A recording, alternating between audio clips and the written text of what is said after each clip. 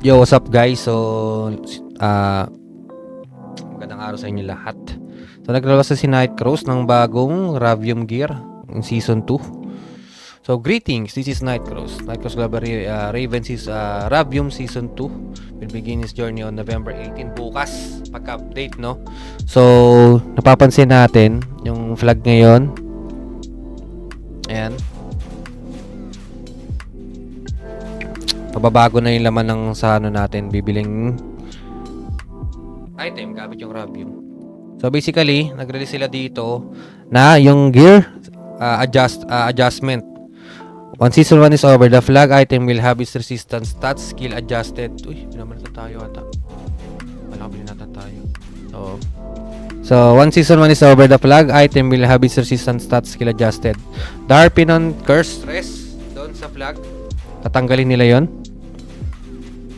Ayan. All be removed and tsaka yung skill, no? Yung pang-reset ng skill na yung holder ng legendary flag. So, yung papansin nyo, may mga different type ng skill yung flag.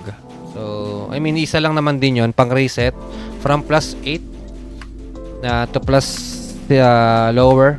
Sorry, one time yung pangalan niya. Pang-reset ng rare. Pag plus 9, rare tsaka epic. Then sa plus 12, yung rare hanggang legendary. So, based dito sa nirelease nilang tatanggalin na nila lahat ng skill na yon. So, medyo yun. Ang isang expected ko dito, yung plus 8 pababa lang yung mawawala. Pero, ayun, sinama na nila lahat. So, any plus ng flag ata, tatanggalin na nila. So, Darpinon Curse Rest stats, which was included in Epic Legendary graded flag items will be removed. All skills that were granted to the wielders of the legendary flag will also be removed. No? So, yan. Visito wala ng curse doon sa Epic Dungeon. Ba ngayon kasi meron pa to eh. Ayan. So, harapin ng curse 1. So, yan. Mawawala yan. So, kahit wala kang flag, pwede ka nang pumasok dyan. So, ganun din sa 110. Ayan. So, pwede ka nang mag-farm niya kahit wala kang flag. Ang problema is wala ng skill, yung pang-reset. No? So, Season 2, ilalabas na nila yung bagong Ravium Gear, which is yung Holy Grail, no? So, ano nga ba yung Holy Grail? Holy Grail. The new key gear of Season 2 is the Holy Grail. The Holy Grail will have new slots that can be added with the addition of the new Season Gear. The flag item will no longer be craftable or purchasable. Kung nakikita nyo, ayan. No longer be craftable or purchasable. So, lahat dapat kayo ini-aim nyo na magkaroon ng legendary flag ngayon or bukas bago mag-patch. So, makikita nyo yung plus 9 na wala na din. So, tingin ko kahit plus 8, sulit na din yung bilhin eh. No? So, going back. However, the flag item can be enhanced. Diba? So, pwede mo pa rin siya ma-ups. Once Season 2 is over, the Holy Grail item will have its Harpinon Curse stats and exclusive skill removed. Ayan. So, meron siyang certain class, certain skill. Katulad nung sa flag dati, may pang-reset sila.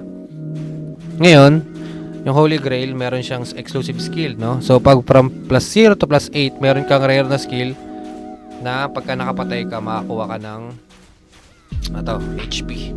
So, check na lang yan upon defeating, 15%. Then, sa plus 12, ayan. So, meron din siyang iba't ibang refinement option, diba? The season gear of the second season will grant even more powerful refinement options than the first season gear, no? So, as the items are further enhanced, more refinement slots will be activated. So, habang, diba, pinapataas nyo yung ups nung nyo, Holy Grail nyo, na-unlock nyo yung mga refinement slot. So, refinement option can be locked in exchange for Ravium. 1:4 Ravium, no, will be required depending on the number of refinement options that are locked. So, kailangan mo ng Ravium din pala para dito sa refinement na to. So, ano yun yung mga laman ng refinement na yun, no? The Days Spring Holy Grail Refinement Stone will be added, where crew will be able to obtain better refinement stats upon using the refinement stone. So, ito yung mga stats. Kunwari, plus 6 lang yung flag mo, meron kang refinement slot. Ito yung mga pwede mong makuha. No? So, sa ganun din. So, on 2, 3, and 5, ito yung mga stats na pwede mong makuha. Then, isa naman dito, na Holy Grail Fragment item system nila, is pag nagbasag ka ng plus 6, ayan, to alleviate the difficulty of enhancement failure of the legendary Holy Grail item, crew will obtain Holy Grail Fragment. Ito, pag nagbasag ka ng starting from 6, no, na mga Holy Grail na new gear, So, yung dating crafting na 10, ginawa nilang 5. So, isa rin pala dito, habang nagbabasag ka ng flag, meron kang makuhang fragment doon. Then, pwede mo siyang gawing box na pwede mo uling maging legendary item, no? So, nabasag yung item mo sa plus 6, magiging fragment siya. Yung naipon mong fragment, pwede mo ulit siyang gawing Holy Grail item, no? So, ayun lang, sana na basa nyo na to or na intindihan nyo yung paliwanag natin, no? So, GG's guys, thank you.